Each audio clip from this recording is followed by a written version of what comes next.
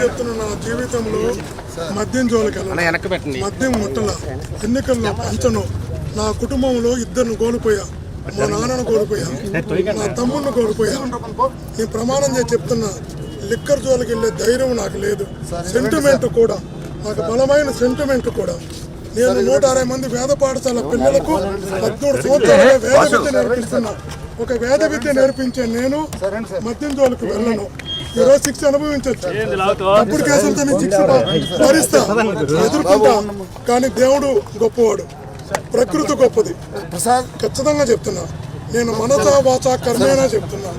నన్ను కావాలనే ఇరికించారు. నేను కేసులకు భయపడటం లేదు, జైలుకు భయపడటం లేదు. వేరే కేసుల్లో పెట్టుంటే నేను పెద్ద ఫీల్ కాను. రాజకీయాలు ఇవన్నీ తప్పదనుకుంటా, రాజకీయాల్లో ఉన్నప్పుడు ఇవన్నీ తప్పదనుకుంటా. కానీ నేను చిన్నప్పటి నుంచి ఏదైతే దేశించానో ఆ దేశించిన కేసులో నన్ను జైలుకి పంపారు. నేను చిన్నప్పుడు మా అమ్మ ఆత్మహత్య చేసుకునేదాకా పోయింది మా నాయన తాగుడు వల్ల. ఇవన్నీ చేసుకున్న నేను నా జీవితంలో నేను ఎప్పుడు మద్యం జోలికి వెళ్ళలేదు, వెళ్ళడం కూడా ప్రమాణంగా చెప్తున్నా. నాకు ఏ సంబంధం లేని కేసులో కేవలం నన్ను ఈరోజు జైలుకి పంపారు. నేను ఒకటి మటుకు నిజం, ఈ పాపం మటుకు పోదు.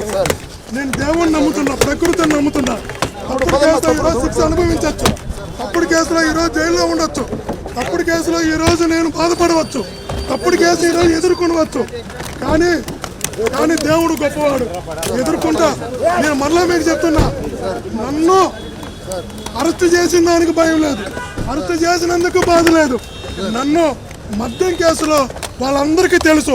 కానిపోకలని ప్రమాణం చేస్తే నాకు సంబంధం లేదని ఒక చిట్టు అధికారి వచ్చి భాస్కర్ రెడ్డికి మా విచారణలో మద్యం కేసులో సంబంధం ఉందని చెప్పండి. న్యాయం ఇది. దేవుడు ఉన్నాడు, భగవంతుడు అన్నీ చూస్తున్నాడు, భగవంతుడు అన్నిటికీ సరైన సమయంలో సమాధానం చెప్తాడు. దేవుడిని నమ్మిన నేను ఖచ్చితంగా ఈరోజు బాధపడవచ్చు, కష్టపడవచ్చు, శిక్ష అనుభవించవచ్చు చేయని తప్పకి. గాంధీ చెప్తాడు, 100 మంది తప్పు చేసిన వాళ్ళు తప్పించుకోవచ్చు, కానీ తప్పు చేయని ఒక్కడు కూడా శిక్షించబడకూడదని.